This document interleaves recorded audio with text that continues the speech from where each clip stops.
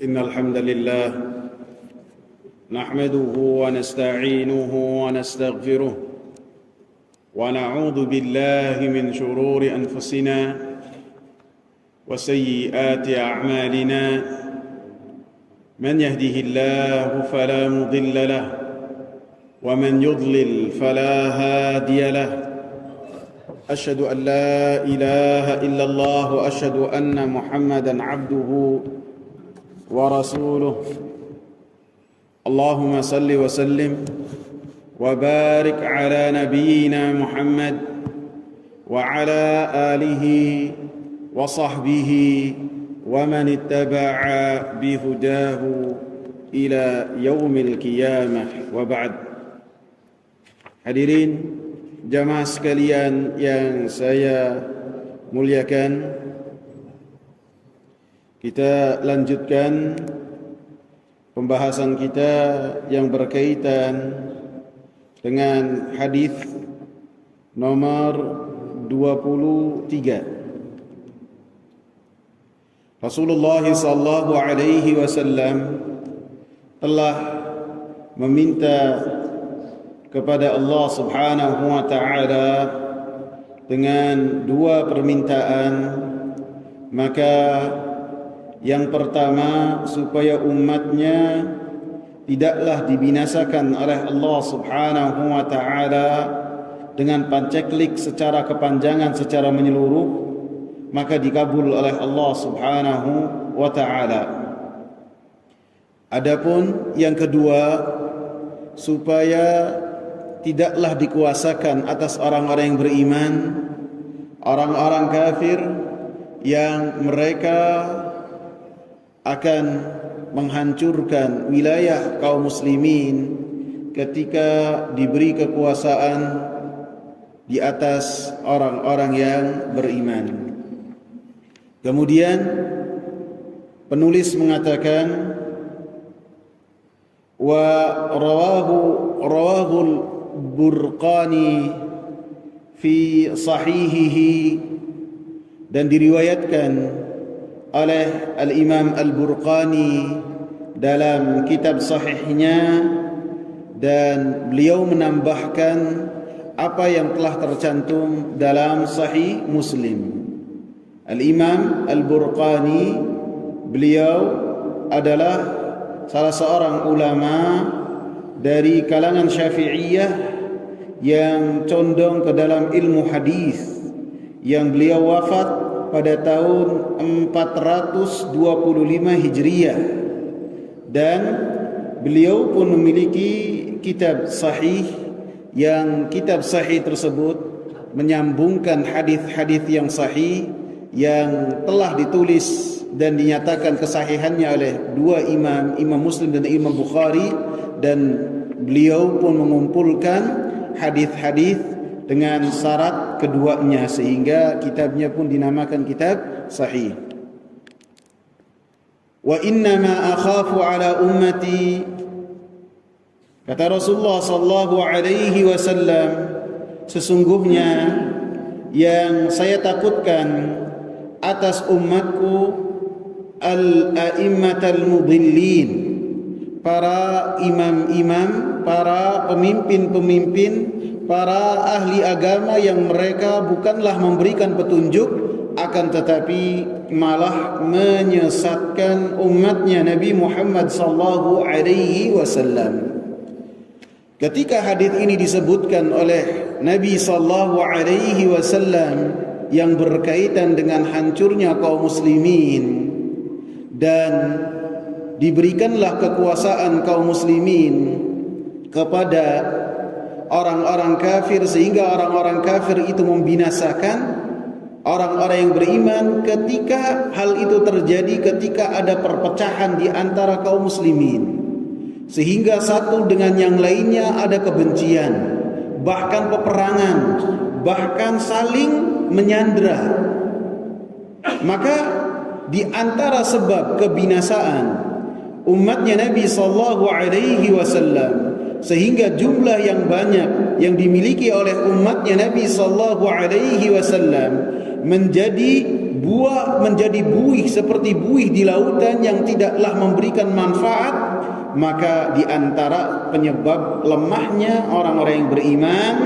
adanya a'immah, para imam-imam yang menyesatkan, adanya para da'i yang da'i tersebut bukanlah mengingatkan manusia kepada Allah dan Rasulnya, kepada jalan Allah subhanahu wa ta'ala, akan tapi mereka adalah da'i-da'i fitnah, da'i-da'i kesesatan, yang mereka menjadikan salah satu faktor utama menjadi kehancuran kaum muslimin, menjadi sebab terpecah belahnya kaum muslimin, sehingga orang-orang kafir menguasai dan mampu menaklukkan kaum muslimin. Sehingga dengan adanya dai-dai yang menyeru dan mengingatkan manusia supaya mereka menjauh dari jalan Allah subhanahu wa ta'ala, sehingga mereka pun mengadu domba di antara kaum muslimin.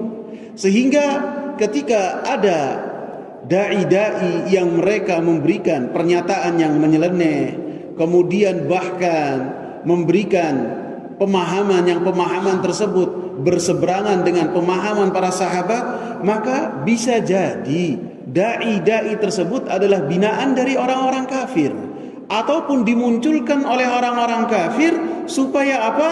Supaya melemahkan orang-orang yang beriman, supaya kaum muslimin benar-benar tidak mengamalkan inna hadhihi ummatukum ummatan wahidah, sesungguhnya umat ini adalah umat yang satu, wa ana rabbukum fa'budun, dan saya adalah Rabb kalian, maka beribadahlah. Ada duat-duat yang mereka dikader oleh negara-negara kafir, yang mereka memiliki kepentingan supaya kaum muslimin jauh dari jalan Allah subhanahu wa ta'ala yang lurus. Mereka berupaya supaya kaum muslimin fatafshalu wa tadhhaba rihukum, mereka menjadikan kaum muslimin saling gontok-gontokan di antara mereka sendiri, supaya kaum muslimin tidak memiliki kekuatan dan wibawa mereka pun tidak ada sama sekali. Dan ini bisa jadi dikader oleh orang-orang kafir yang memiliki kekuatan sehingga menyebar di tengah-tengah komunitas kaum muslimin keyakinan-keyakinan yang memecah belah umat Islam. Dan ini mereka memiliki suri tauladan. Suri tauladannya siapa? Suri tauladannya siapa? Abdullah bin Sabah. Abdullah bin Sabah adalah orang Yahudi yang dia tinggal di negeri Yaman. Dia merasa dengki bagaimana dakwahnya Nabi Muhammad SAW menyebar ke seantero tanah Arab, sehingga untuk memerangi kaum muslimin pada saat itu seakan-akan dia melawan untuk menutup sinar matahari di siang bolong yang cerah, sehingga tidak mungkin. Maka pada saat itu dia menampakkan diri menjadi seorang dai. Kemudian setelahnya dia mengumpulkan anak-anak muda yang mereka jauh dari ahli ilmu. Dan ketika dia beroperasi, tidaklah di tempat yang ahli ilmu itu berkumpul, tidak di kota Madinah, tidak di kota Mekah, tidak, akan tapi di negeri-negeri yang jauh yang para sahabat itu sangatlah sedikit, di Mesir, kemudian di Irak. Sehingga Abdullah bin Sabah ini seakan-akan menyatakan bahwasanya Khalifah Utsman bin Affan ini pelaku kezaliman. Kemudian mengatakan bahwasanya Ali lebih berhak daripada Khalifah Utsman. Sehingga hal ini terus disebar, sehingga terkumpullah kelompok itu sedikit demi sedikit. Langkah pertamanya adalah menjatuhkan Khalifah Utsman bin Affan sampai mereka menguasai kota Madinah. Sampai di antara mereka ada yang bisa menjadi imam di Masjid Nabawi. Karena pada saat itu para sahabat menunaikan ibadah haji. Jadi kota Madinah pada saat itu sepi, hanya sedikit di antara para sahabat yang tinggal di kota Madinah, sampai mereka merangsek ke rumahnya Utsman bin Affan dan membunuh Utsman bin Affan ketika Utsman bin Affan membaca Al-Quran, dan pada saat itu beliau berpuasa, dan di pagi harinya beliau bermimpi bertemu dengan Nabi sallallahu alaihi wasallam, dan Nabi sallallahu alaihi wasallam mengatakan kepada Utsman, sore hari ini engkau akan berbuka bersamaku. Dan sebelum maghrib tiba, Utsman ibn Affan wafat di tangan orang-orang yang melakukan demo di depan rumahnya Utsman ibn Affan. Dan ini siapa? Siapa yang mengumpulkan? Orang Yahudi, bukan orang Islam. Sehingga bisa jadi ada ini slogan-slogan Islam keras. Orang-orang kafir menyatakan Islam itu adalah teroris. Islam itu adalah suatu yang keras. Mereka mengangkat senjata. Kemudian ada sebagian kecil dari orang Islam yang membenarkan pernyataan orang-orang kafir tersebut dengan apa? Melakukan serangan-serangan bersenjata terhadap rakyat sipil. Yang mana rakyat sipil itu adalah orang-orang yang beriman juga. Dibantai. Saya kasih contoh seperti Daesh, seperti ISIS. Dari mana ini ISIS? Kok ujug-ujug ada, kemudian setelah beberapa tahun melakukan kerusakan, bahkan sebagian kaum muslimin terpedaya dengan apa slogan yang dibawakan oleh ISIS ini, dengan mengatakan orang yang tinggal bersama dengan ISIS akan apa? Mendapatkan subsidi dolar pakainya. Nggak taunya sampai sana dijadikan sebagai tawanan. Ini dari mana? Bisa jadi dari orang-orang kafir yang benar-benar memunculkan orang-orang yang demikian supaya ada sempalan-sempalan sekte-sekte dalam Islam. Jadi alhasil adanya sekte-sekte, adanya firqah-firqah yang ada dalam Islam sekarang bisa jadi bikinan dari orang-orang kafir. Secara sengaja mereka membuat kafir. Sebagaimana ketika orang-orang Inggris, mereka itu sangat kewalahan ketika menghadapi jihadnya kaum muslimin. Mereka berhadapan dengan kaum muslimin yang senantiasa bertakbir Allahu Akbar, Allahu Akbar. Mereka kewalahan. Penjajah Inggris ini kewalahan.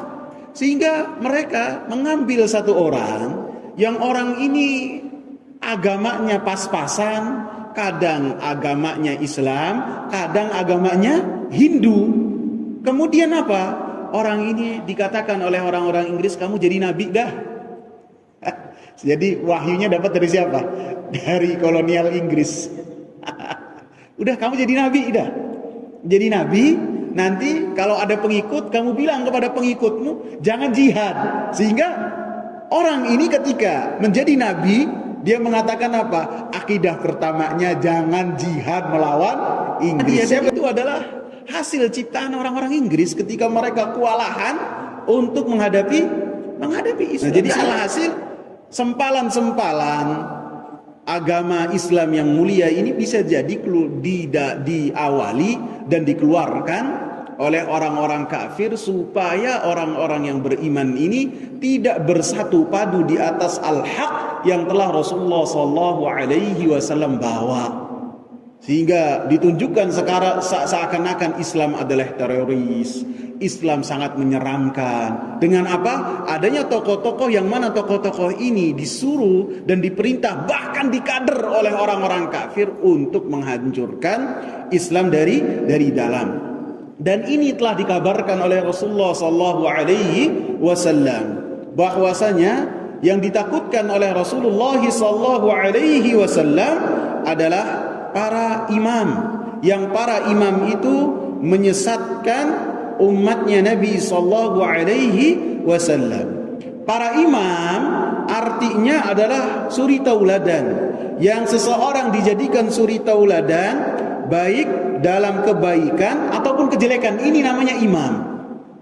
Apabila seseorang menjadi suri tauladan dalam kesesatan, maka orang-orang yang di sekitarnya pun akan tersesat dengan sesatnya orang ini.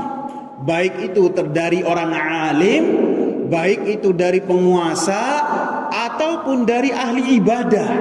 Karena ketiga golongan ini, orang alim, ahli ibadah, dan penguasa, itu memiliki kekuatan yang mampu menggiring orang-orang yang sekitarnya untuk melakukan sesuatu yang dia inginkan. Orang alim dengan pernyataannya, dengan penjelasannya, ahli ibadah dengan apa?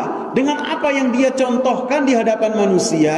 Ketika amalan-amalan yang dia lakukan tidak ada dasarnya dari Rasulullah sallallahu alaihi wasallam, ketika seorang rajin melakukan hal tersebut dalam waktu yang bisa jadi lama, maka orang-orang yang sekitarnya pun terpedaya dengan apa yang dia lakukan, sehingga melakukan apa yang telah dilakukan oleh orang-orang tersebut. Sehingga ketiga golongan inilah yang dikategorikan oleh Rasulullah sallallahu alaihi wasallam sebagai al-a'immah, sebagai para imam. Apabila imamnya baik, maka ini yang akan umat akan mendapatkan kebaikan di dalamnya. Sehingga ketika Rasulullah sallallahu alaihi wasallam mengatakan, yang saya takutkan adalah dari atas umatku para imam yang akan menyesatkan. Sebaliknya, yang Nabi sallallahu alaihi wasallam dengannya bangga atas umatnya adalah para imam yang senantiasa memperbaiki keadaan umatnya Nabi sallallahu alaihi wasallam, yang senantiasa berupaya untuk menjadikan persatuan dan kesatuan di antara umatnya Nabi sallallahu alaihi wasallam di atas kalimat la ilaha illallah wa Muhammadar Rasulullah, senantiasa mengingatkan umat akan bahaya tentang kesyirikan, yang mengingatkan umat supaya mereka senantiasa melaksanakan perintah-perintah Allah dan bertauhid kepada Allah, yang senantiasa mengingatkan umat supaya umat itu ketika mengamalkan Al-Quran dan mengamalkan sunnah Nabi sallallahu alaihi wasallam persis seperti apa yang telah dibawa oleh Rasulullah sallallahu alaihi wasallam. Sehingga ketika ada yang mereka membahas tentang Al-Quran dengan metode-metode yang tidak pernah dicontohkan oleh para salafus saleh, oleh sahabat, oleh tabi'in dan tabi'ut tabi'in, maka para imam yang mereka memperbaiki keadaan umat mengingatkan manusia supaya bahwasanya pemikiran seperti ini, pernyataan seperti ini adalah sesuatu yang salah. Jadi kalau ada salah seorang dai menyatakan dai yang lain itu adalah dai yang salah dalam menerjemahkan dan menafsirkan Al-Quran dan mengamalkan hadis Nabi, jangan kita katakan, oh ini dai yang membantah, ini lagi dengki, lagi hasad. Bukan. Karena kita ini dibina di atas al-amru bil ma'ruf wan nahi anil munkar. Jadi inilah yang ditakutkan oleh Nabi Muhammad sallallahu alaihi wasallam, para imam yang mereka menyesatkan manusia, menyesatkan umatku. Baik itu imam ini artinya seorang yang alim, akan tapi alimnya adalah ulama yang jelek, ataupun dai fitnah, ataupun imam di sini artinya seorang ahli ibadah yang ketika dia melakukan sesuatu manusia di sekitarnya bersuri tauladan kepadanya, ataupun dengan makna adalah penguasa yang menggiring manusia di atas kejelekan. Kemudian Rasulullah sallallahu alaihi wasallam sebutkan kabar berikutnya yang berkaitan dengan apa yang terjadi pada umatnya Nabi sallallahu alaihi wasallam, dan hadis ini semuanya berkaitan dengan mukjizat yang Allah Subhanahu wa taala berikan kepada Nabi sallallahu alaihi wasallam dengan kabar-kabar yang Rasulullah sallallahu alaihi wasallam kabarkan. Wa idza wudi'a alaihimus sayfu lam yurfa' ila yaumil qiyamah. Apabila darah ditumpahkan, maka darah tersebut akan senantiasa tumpah dari umatnya Nabi sallallahu alaihi wasallam sampai hari kiamat kelak. Jadi ini kabar yang menakutkan yang Rasulullah sallallahu alaihi wasallam kabarkan. Yang pertama adalah kabar yang berkaitan bahwasanya orang kafir akan menguasai orang-orang yang beriman sehingga membinasakan daerahnya dan kekuasaannya. Ketika orang-orang yang beriman itu mereka berpecah belah dan mereka pun mengikuti imam-imam ataupun orang-orang yang jelek dalam memahami agama yang mulia ini. Yang kedua yang dikabarkan oleh Nabi sallallahu alaihi wasallam, akan terjadi peperangan di antara kaum muslimin, dan apabila darah sudah terkucurkan di tengah-tengah kaum muslimin, maka darah tersebut tidaklah berhenti sampai hari kiamat kelak. Para ulama ridwanullahi alaihim ketika membahas tentang hadis ini, wa idza wudi'a alaihimus sayf, apabila darah tertumpah, maka yang dibahas oleh para ulama ridwanullahi alaihim adalah kematian dari Utsman ibn Affan radhiyallahu anhu. Ketika Utsman ibn Affan radhiyallahu anhu wafat dengan dibunuh oleh orang-orang Khawarij, yang mana mereka terprovokasi oleh seruannya Abdullah ibn Saba, maka setelah darahnya Utsman ibn Affan ini terkucurkan, maka pertempuran di antara kaum muslimin tidaklah berhenti, bahkan makin menjadi-jadi sampai kata Rasulullah sallallahu alaihi wasallam hari kiamat. Dan ketika pertempuran di antara kaum muslimin ini terjadi karena tumpahnya darahnya Utsman ini, maka naik turun pertumpahan di antara kaum muslimin. Sebagaimana setelah darahnya Utsman ibn Affan tertumpah dan beliau wafat, maka setelahnya terjadi peperangan yang besar di antara kaum muslimin. Dua pasukan besar perang, yang itu yang pertama dipimpin oleh Ali radhiyallahu anhu, dan yang kedua oleh Muawiyah ibn Abi Sufyan radhiyallahu anhuma. Maka keduanya berperang dengan peperangan yang luar biasa. Walaupun dan sebelumnya ada peperangan lagi, perang Jamal. Perang Jamal pun terjadi pertumpahan darah yang luar biasa. Di dalamnya wafat sahabat yang mulia Thalhah. Thalhah berperang dengan Ali bin Abi Thalib. Ketika di pagi harinya kemudian Ali radhiyallahu anhu mendapati Thalhah, sahabat yang mulia ini wafat, maka Ali radhiyallahu anhu memeluk dengan pelukan yang sangat erat. Padahal sebelumnya berperang dengan perang yang luar biasa. Perang Jamal. Dan setelahnya perang Siffin. Dan setelahnya Nahrawan, peperangan yang besar. Terkadang peperangan ini meningkat, terkadang peperangan ini mengecil sesuai dengan keadaan pada saat itu. Sampai kata Rasulullah sallallahu alaihi wasallam, peperangan tersebut senantiasa terjadi sampai hari kiamat. Para ulama mengatakan pada dasarnya Umar bin Khattab radhiyallahu anhu pun ketika wafat dibunuh juga. Akan tetapi ketika Umar bin Khattab radhiyallahu anhu wafat, dibunuh dalam salatnya, ditusuk oleh Abu Lu'lu' al-Majusi, maka setelah Umar bin Khattab wafat tidak ada perpecahan di antara kaum muslimin, tidak ada. Beda dengan Utsman ibn Affan. Utsman ibn Affan ketika beliau wafat dengan cara penuh kezaliman, kemudian terjadi perbedaan pendapat. Muawiyah meminta kepada Ali radhiyallahu anhu supaya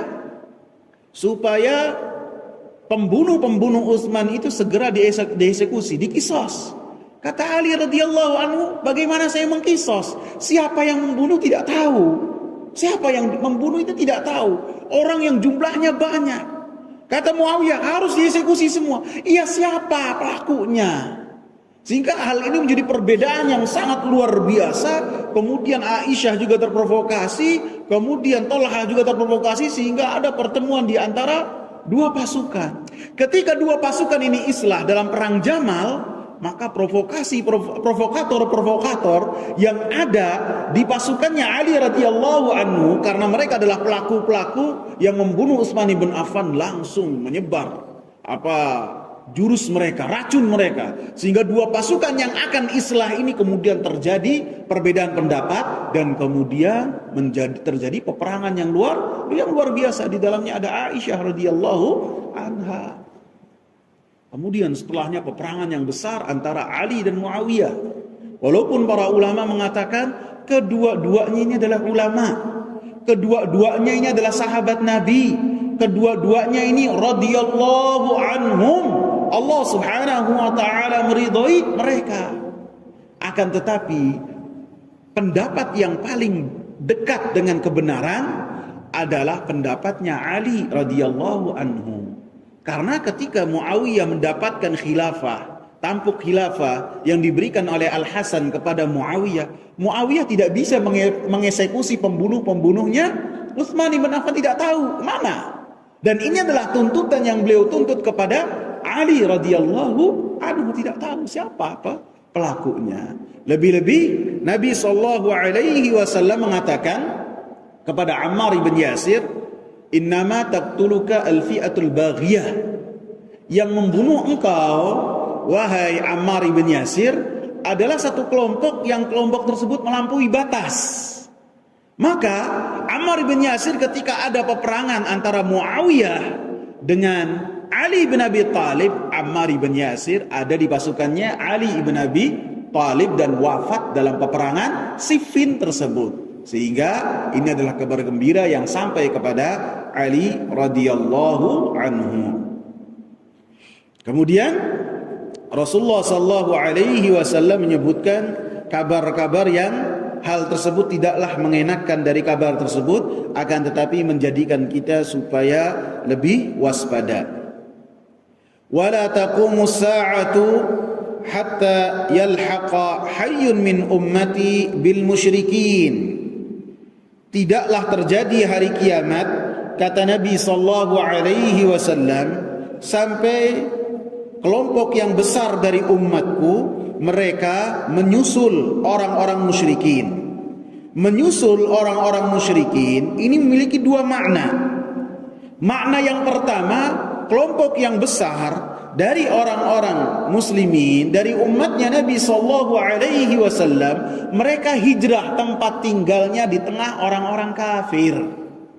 Mereka tinggal di tengah orang-orang kafir, baik itu karena faktor ekonomi ataupun faktor apapun juga. Dengan fisik-fisik mereka, mereka tinggal di tengah orang-orang kafir. Dan ini adalah sesuatu yang dilarang. Rasulullah sallallahu alaihi wasallam mengatakan, ana bari'un min kulli muslimin muqimin baina adhuril musyrikin. Saya berlepas diri, kata Rasulullah, dari orang-orang yang beriman yang mereka tinggalnya di tengah orang-orang kafir, di tengah orang-orang musyrik. Baik itu Eropa, baik itu Australia, baik itu Amerika, baik itu Cina. Karena faktor apapun juga, sehingga meninggalkan masyarakat muslimin yang dengannya dia bisa hidup dengan agamanya, dia lebih memilih kepentingan dunia. Ustadz, di negeri orang kafir kita diberi kebebasan, bisa melaksanakan sholat 5 waktu bebas, bisa mengungkapkan pendapat bebas, dan kita pun bisa memperbaiki ekonomi, bisa ngirim uang ke keluarga, bahkan bisa punya rumah.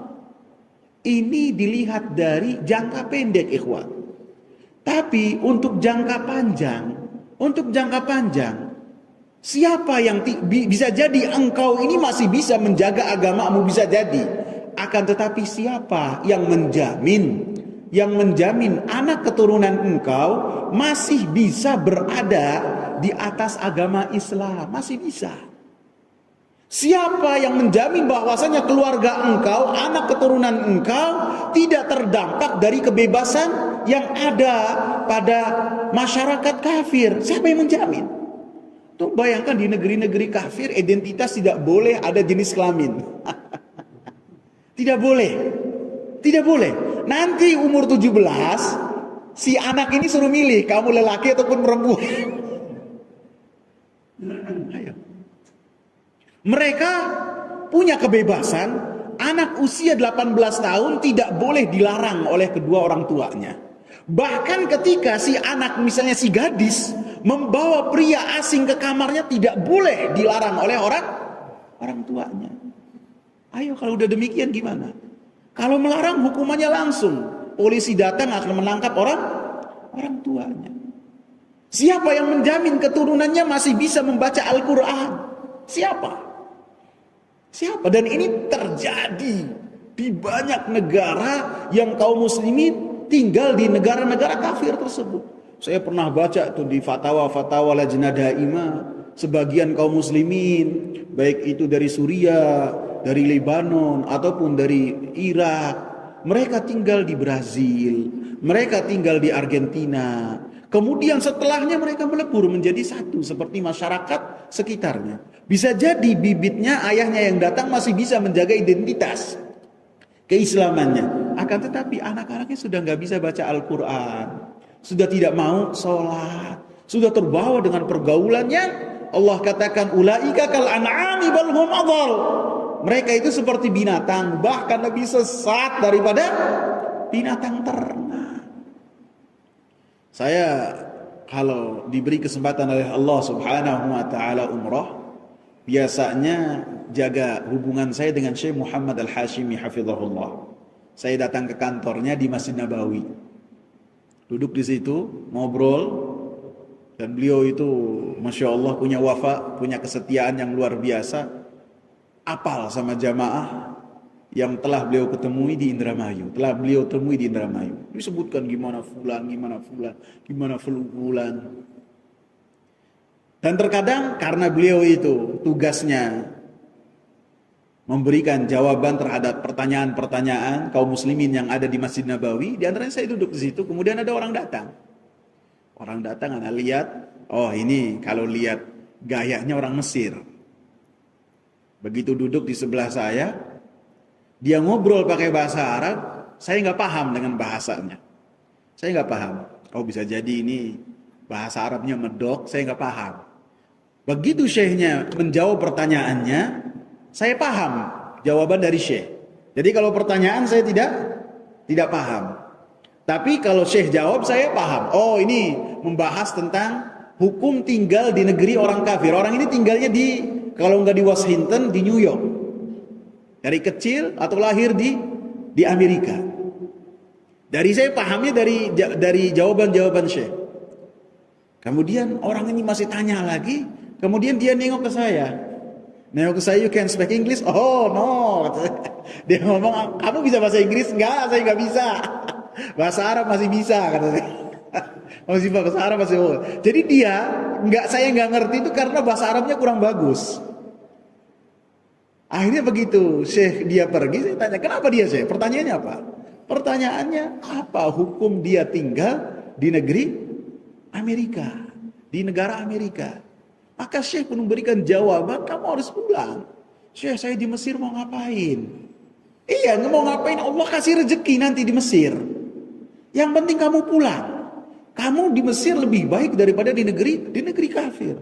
Bisa jadi ekonomi masih dijamin, akan tetapi agama engkau, dan itu modal untuk seseorang bertemu dengan Allah Subhanahu wa taala. Dan ingat, Rasulullah berlepas diri, ana bari'un min kulli muslim. Saya berlepas diri, kata Rasulullah, dari seorang muslim yang mereka tinggal di tengah masyarakat orang-orang kafir.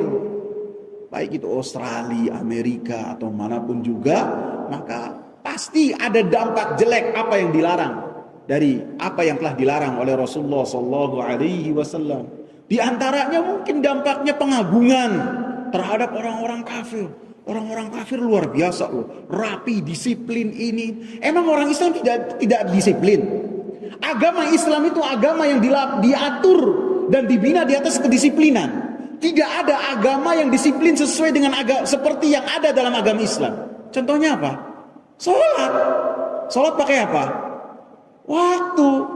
Dijelaskan jam sekian kita siap stay di masjid, nunggu sholat atau sholat kemudian berjamaah dengan kaum muslimin. Diatur. Dan tidak ada agama yang lebih sempurna daripada agama Islam.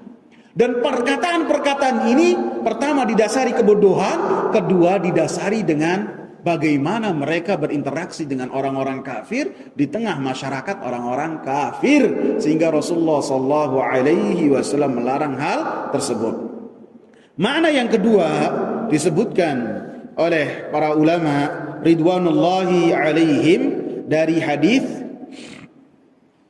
hatta yalhaqa hayyun min ummati bil musyrikin, sampai umatku itu tidaklah terjadi hari kiamat sampai umatku, sebagian dari umatku dengan kelompok yang besar menyusul dan bersama dengan orang-orang kafir, orang-orang musyrikin. Makna yang keduanya adalah ada sebagian dari orang-orang muslimin yang mereka tinggal di negeri kaum muslimin, akan tetapi gaya hidup mereka, bagaimana cara mereka hidup itu seperti orang-orang kafir, yang karena mereka terkagum dengan orang-orang kafir dari cara pakaian, cara beribadah, ataupun cara apapun juga, plek ketiplek seperti orang-orang kafir. Bahkan hasilnya di antara orang-orang yang beriman tersebut murtad dari agama Islam karena rontoknya akidah yang ada di dalam hatinya. Dua makna ini dikatakan oleh Imam Muhammad bin Shalih Al-Utsaimin rahimahullah adalah dua makna yang besar, dua makna yang benar, besar dan benar, dua-duanya itu benar. Kemudian dalam hadis ini juga disebutkan oleh Rasulullah sallallahu alaihi wasallam, wa hatta ta'buda fi'amun min ummati al-awthan, dan tidaklah terjadi hari kiamat sampai ada kelompok-kelompok yang besar dari umatku, mereka beribadah terhadap berhala. Dan potongan hadis ini adalah yang berkesesuaian dengan bab yang kita bahas, bahwasanya ada dari umatnya Nabi sallallahu alaihi wasallam mereka melakukan kesyirikan kepada Allah Subhanahu wa taala setelah sampai kepada mereka al-Islam. Sehingga dari hadis ini Nabi sallallahu alaihi wasallam mengabarkan, dan semua kabar dari Rasulullah sallallahu alaihi wasallam pasti benar dan pasti terjadi, bahwasanya ada kelompok yang besar dari umatnya Nabi sallallahu alaihi wasallam ketika mendekati hari kiamat mereka beribadah terhadap berhala-berhala. Mereka beribadah terhadap berhala. Dan kabar yang dikabarkan oleh Rasulullah bukanlah ramalan, bukan. Ini kabar, dan kabarnya wahyu dari Allah Subhanahu wa taala, sehingga ini adalah bantahan yang telak juga bagi mereka-mereka yang mengatakan bahwasanya umatnya Nabi Muhammad sallallahu alaihi wasallam tidaklah akan terjatuh di dalam kesyirikan kepada Allah Subhanahu wa taala. Sehingga dalam hadis ini bahwasanya nanti ada sebagian dan jumlahnya tidak sedikit dari umatnya Nabi sallallahu alaihi wasallam yang mereka melakukan kesyirikan kepada Allah Subhanahu wa taala. Dalam hadis Abu Hurairah, Rasulullah sallallahu alaihi wasallam mengatakan, "La taqumu sa'atu hatta tadriba alyatu nisa'i Daus haula dzil khalasah." Tidaklah terjadi hari kiamat kecuali sampai pantat-pantat dari perempuan orang-orang Daus mereka bergoyang-goyang di hadapan berhala dzil khalasah dalam rangka beribadah terhadap berhala tersebut. Dan al-khalasah ini sebelumnya adalah berhala yang disembah oleh Daus, yang kemudian mereka masuk Islam, dan di akhir sebelum hari kiamat terjadi maka mereka pun kembali melakukan kesyirikan kepada Allah Subhanahu wa taala. Sehingga ini menunjukkan yang melakukan kesyirikan bukan satu orang, dua orang, bahkan jamaah yang banyak. Dan hadis tadi seperti ini mengingatkan kita untuk senantiasa belajar tauhid, membahas tauhid, dan tidak berpuas diri dengan tauhid yang sudah sampai kepada kita. Siapa yang menjamin la ilaha illallah di dada kita ini akan senantiasa ada di hati kita, di dada kita, menjadi keyakinan sampai kematian menjemput? Siapa yang menjamin? Sehingga apabila Nabi Ibrahim alaihi salam takut terjatuh dalam kesyirikan, maka lebih-lebih selain dari Nabi Ibrahim alaihi salam. Kemudian dalam hadis ini kita lanjutkan, wa innahu sayakunu fi ummati kadzabuna thalathun kulluhum yaz'umu annahu nabi. Dan sesungguhnya akan ada dari umatku pendusta-pendusta berbilang 30, kulluhum yaz'umu annahu nabi, dan setiap dari pendusta tersebut mengklaim dirinya adalah seorang nabi. dan Nabi mengatakan wa ana khatamun nabiyyin, dan saya adalah penutup para nabi, la nabiyya ba'di, dan tidak ada nabi sesudahku. Perkataan Nabi SAW akan ada pendusta-pendusta berbilang 30. Bilangannya ini bukanlah bilangan yang dimaksud bahwasanya pengaku-pengaku Nabi berbilang hanya 30 saja. Tidak, banyak. Sehingga lafaz 30 ini artinya banyak, karena dari zaman Nabi SAW sampai sekarang itu orang-orang yang mengklaim Nabi sebagai seorang Nabi itu banyak sekali. Bahkan Syekh Abdul Karim Ibn Abdullah Al-Khudair, beliau ketika menjelaskan potongan hadis ini, beliau mengatakan ada pada zaman Khalifah beliau menyebutkan ada seseorang yang dia mengaku sebagai Musa ibn Imran. Mengaku sebagai siapa? Musa ibn Imran. Dia membawa tongkat. Bawa tongkat dia. Datang kepada khalifah. Kata khalifahnya, "Kamu siapa?" "Saya Musa ibn Imran." "Terus kamu bawa apa?" "Bawa tongkat persis seperti Musa ibn Imran." Maka kata khalifahnya, "Ya udah, kamu lempar supaya tongkatnya menjadi ular." Kata orangnya apa? "Kalau mau tongkatnya berubah menjadi ular, ayo dong ngomong dulu ana rabbukumul a'la." Ayo kamu ngomong dulu sebagai saya Rob yang paling tinggi seperti yang dikatakan oleh Firaun, maka tongkatnya akan berubah menjadi ular. Jadi banyak orang-orang yang mereka mengklaim sebagai nabi, dan Nabi SAW mengatakan bahwasanya tidak ada nabi sesudahku. Allah Subhanahu wa taala mengatakan, "Ma kana Muhammadun aba ahadin min rijalikum walakin Rasulullah wa khataman nabiyyin." Tidaklah Muhammad salah seorang bapak di antara kalian, akan tetapi beliau adalah Rasulullah dan penutup para nabi. Di dalam hadis ini dikatakan penutup para nabi, berarti Rasul masih bisa ada kelanjutan? Gak bisa. Seorang Rasul tidaklah mungkin menjadi Rasul kecuali dia mendapatkan tahapan awal menjadi seorang Nabi. Setelah menjadi Nabi, baru diangkat kemudian lagi menjadi seorang Rasul. Sehingga para ulama mengatakan Nabi Muhammad itu diangkat menjadi Nabi dengan surat Iqra ayat 1 sampai 5. Dan diangkat menjadi Rasul dengan surat Al-Mudaththir. Jadi seorang Rasul pasti menjadi seorang Nabi, dan tidak semua Nabi menjadi Rasul. Sehingga tidak ada yang mengatakan seperti orang-orang Ahmadiyah mengatakan ini Ahmad ini seorang Rasul, karena dikatakan khataman nabiyyin, penutup para nabi, bukan penutup para Rasul. Maka ini adalah kebodohan ketika memahami Al-Quranul Karim. Dan orang-orang yang mereka mengaku sebagai Nabi setelah Nabi Muhammad SAW dan pengikut-pengikut Nabi tersebut, maka mereka adalah orang-orang kafir, karena mereka mendustakan firman Allah Subhanahu wa taala dalam surat Al-Ahzab, wa khataman nabiyyin, dan mereka pun mendustakan hadis yang telah diucapkan oleh Rasulullah bahwasanya Nabi Muhammad penutup para nabi, dan mereka pun mengingkari dan mendustakan ijma' dari kaum muslimin bahwasanya Nabi Muhammad SAW penutup para nabi. Tidak ada nabi sesudah Nabi Muhammad SAW. Ada nabi-nabi yang mengaku pada zaman Nabi seperti Musailimah Al-Kadzab, maka dibunuh pada peperangan Al-Yamamah pada tahun 11 Hijriah. Dibunuhnya oleh siapa? Dalam peperangan Yamamah yang sangat besar, Wahsy, ditombak oleh Wahsy. Wahsy ini mengatakan, dengan tombakku ini saya telah membunuh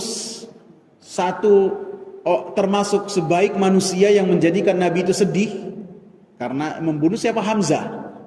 Yang kedua yaitu membunuh Musailimah Al-Kadzab, mati ditombaknya Al-Wahsy. Yang kedua Al-Aswad Al-Unsi yang ada di negeri Yaman dan mati terbunuh pada zamannya Nabi sallallahu alaihi wasallam. Dan ada nabi-nabi yang lain seperti Tulaihah al-Asadi yang dia mengklaim sebagai nabi, kemudian dia bertaubat kepada Allah dan taubatnya taubat yang benar, kemudian berjihad di jalan Allah Subhanahu wa taala dan kemudian mati syahid. Kemudian ada juga nabi palsu perempuan yang bernama Sajah, dia pun kemudian bertaubat kepada Allah Subhanahu wa taala. Kemudian pada zaman Abdullah ibn Zubair ada seseorang yang bernama Mukhtar ibn Abi Ubaid Ats-Tsaqafi. Maka dia mengklaim menjadi nabi, kemudian dibunuh oleh kaum muslimin pada saat itu, dan banyak nabi-nabi sesudahnya. Wala tazalu ta'ifatun min ummati zahirina min ummati 'ala al-haqqi mansuratan la yadurruhum man khadalahum wala man khalafahum hatta ya'tiya amrullahi tabaraka wa ta'ala. Dan senantiasa ada sebagian dari umatku yang mereka berada di atas kebenaran dan senantiasa ditolong oleh Allah Subhanahu wa taala.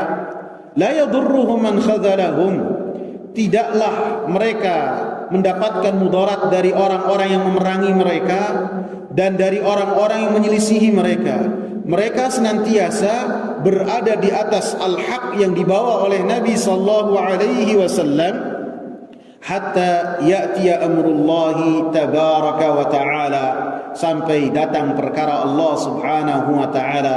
Perkara Allah Subhanahu wa ta'ala ini maksudnya adalah angin sepoi-sepoi yang datang mencabut nyawa orang-orang yang beriman.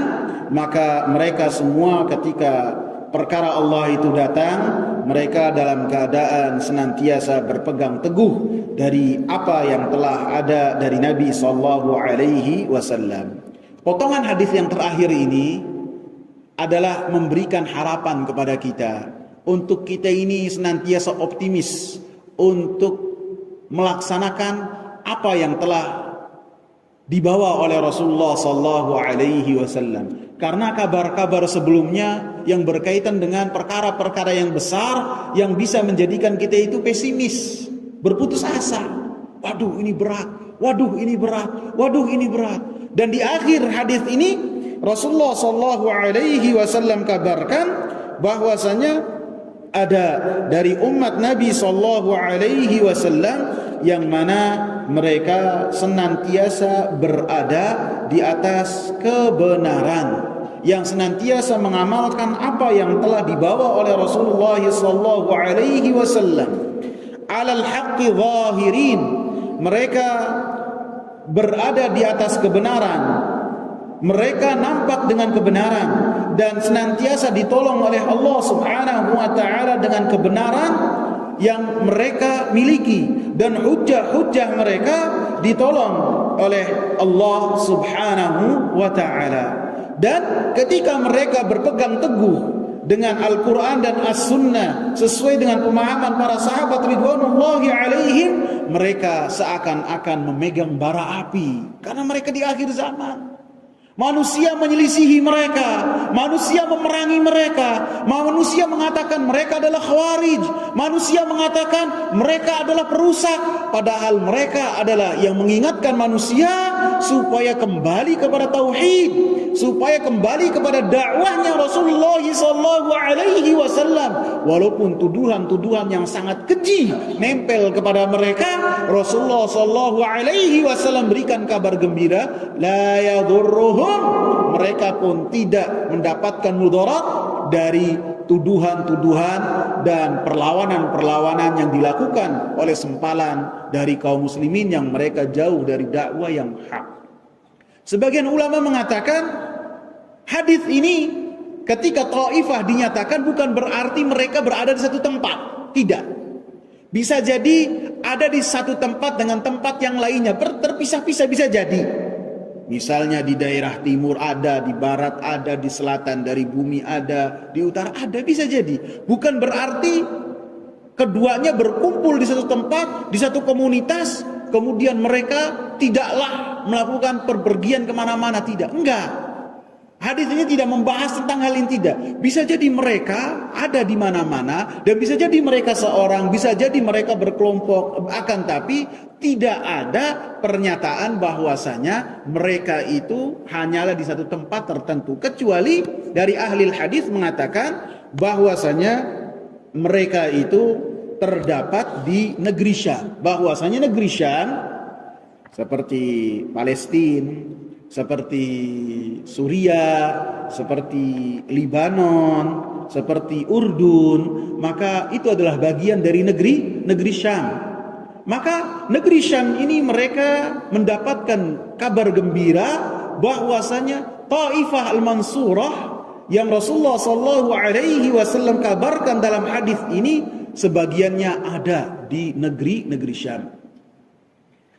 Rasulullah sallallahu alaihi wasallam mengatakan dalam satu hadis yang berkaitan dengan keutamaan Nabi Muhammad sallallahu alaihi wasallam, dalam hadis yang dikeluarkan oleh Imam Hakim dalam kitab Mustadrak dengan sanad yang sahih dari Khalid bin Ma'dan dari sahabat-sahabat Rasulullah, mereka berkata kepada Rasulullah, "Ya Rasulullah, kabarkanlah kepada kami tentang engkau." Maka Nabi Muhammad sallallahu alaihi wasallam mengatakan, "Ana da'watu Ibrahim." Saya adalah doanya Nabi Ibrahim. Jadi Nabi Ibrahim alaihi salam berdoa kepada Allah Subhanahu wa taala setelah selesai membangun Ka'bah dengan doa apa? Rabbana wab'ats fihim rasulan minhum yatslu alaihim ayatika wa yu'allimuhumul kitaba wal hikmata wa yuzakkihim innaka antal azizul hakim.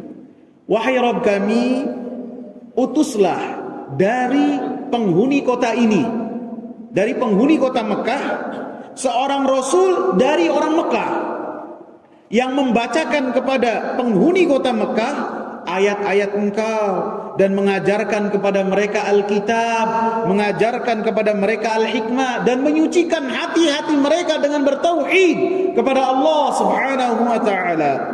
Innaka antal azizul hakim. Sesungguhnya engkau ya Allah adalah maha perkasa dan maha bijaksana. Dan Nabi sallallahu alaihi wasallam mengatakan, ana da'watu Ibrahim. Saya adalah termasuk dari doa yang dipanjatkan oleh Nabi Ibrahim alaihi salam ketika selesai membangun Ka'bah dalam surat Al-Baqarah ayat 129.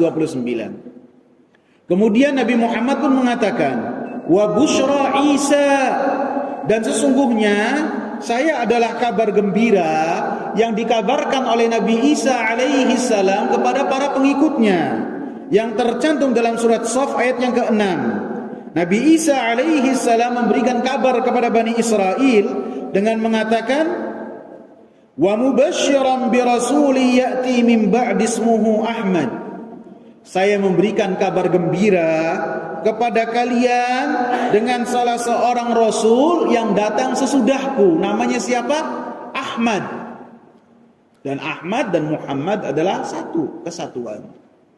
Dan Nabi Muhammad mengatakan, wara'at ummi hina hamalat bi, dan ibu saya melihat, yaitu Aminah bintu Wahab, ketika Aminah ini melahirkan, annahu kharaja minha nurun adha'at lahu busra.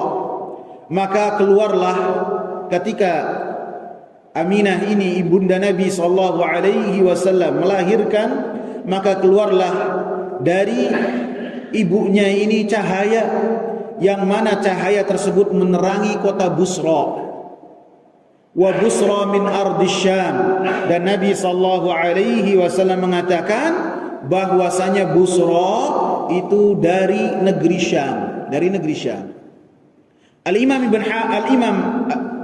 Al-Hafidh Ibn Katsir rahimahullah, beliau mengatakan penghususan negeri Syam dengan ditampakkan dengan cahaya ketika Nabi sallallahu alaihi wasallam dilahirkan, isyarat bahwasanya agamanya Nabi sallallahu alaihi wasallam itu akan senantiasa ada di negeri Syam. Sehingga kata Imam Ibn Katsir rahimahullah, negeri Syam ini di akhir zaman sebagai tempat berkumpulnya orang-orang Islam. Dan di negeri Syamlah Isa alaihi salam turun kepada umat Islam sebagai pengikut Nabi Muhammad sallallahu alaihi wasallam. Turunnya di Damaskus, di satu menara, yang menara tersebut ada di timur dari kota Damaskus yang dinamakan dengan Al-Manaratul Bayda. Sehingga kata Imam Ibn Katsir rahimahullah, telah tercantum dari Nabi sallallahu alaihi wasallam perkataannya dalam Sahih Bukhari dan Sahih Muslim, la tazalu ta'ifatun min ummati zahirina 'alal haqqi la yadhurruhum man khadalahum wala man khalafahum hatta ya'tiya amrullahi wa hum kadzalik. Senantiasa ada kelompok dari umatku yang mana mereka senantiasa berada di atas kebenaran, tidaklah terkena mudarat dengan upaya-upaya yang menjatuhkan mereka, dan tidaklah terdampak dengan orang-orang yang menyelisihi mereka. Mereka senantiasa berada di atas kebenaran sampai perkara Allah datang, dan mereka masih di atas perkara Allah subhanahu wa ta'ala. Disebutkan oleh Imam Ibn Katsir rahimahullah, wa fi riwayatin, dan dalam riwayat Al-Imam Bukhari berkata sahabat Muadz bin Jabal, wahum bisyam, mereka itu berada di negeri Syam. Mereka itu berada di negeri Syam. Jadi pada hakikatnya pada hari kiamat berkumpul di negeri Syam di akhir hari kiamat atau mendekati hari kiamat ketika Nabi Isa alaihi salam turun. Akan tapi sebelumnya maka bisa jadi menyebar di mana-mana.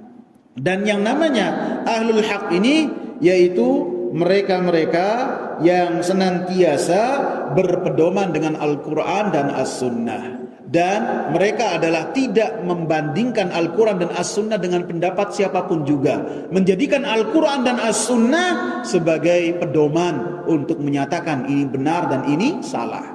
Sehingga Imam Ahmad bin Hanbal ketika ditanya tentang kelompok ini, beliau mengatakan, in lam yakunu ahlal hadis fala adri man hum. Apabila di hadis ini bukanlah yang dimaksud adalah ahlul hadis, maka saya tidak tahu siapa mereka. Ahlul hadis ini maksudnya orang-orang yang mengamalkan Al-Quran dan orang-orang yang mengamalkan sunnah Nabi sallallahu alaihi wasallam dan tidak menolak keduanya dengan pendapat siapapun juga, lebih-lebih dengan selera ataupun dengan mimpi-mimpi yang seseorang lihat dalam tidurnya. Tidak, memahami Al-Quran dan As-Sunnah sesuai dengan pemahaman para sahabat. Dan ini kelompok yang dinamakan oleh para ulama dengan At-Taifah Al-Mansurah, kelompok yang ditolong. Dan kelompok yang ditolong itu sama dengan Al-Firqatun Najiyah, firqah yang selamat, yang itu dikatakan oleh Rasulullah sebagai Al-Jamaah. Wallahu ta'ala a'lam. Ada pertanyaan ikhwah? Tafadhal Pak Sahib.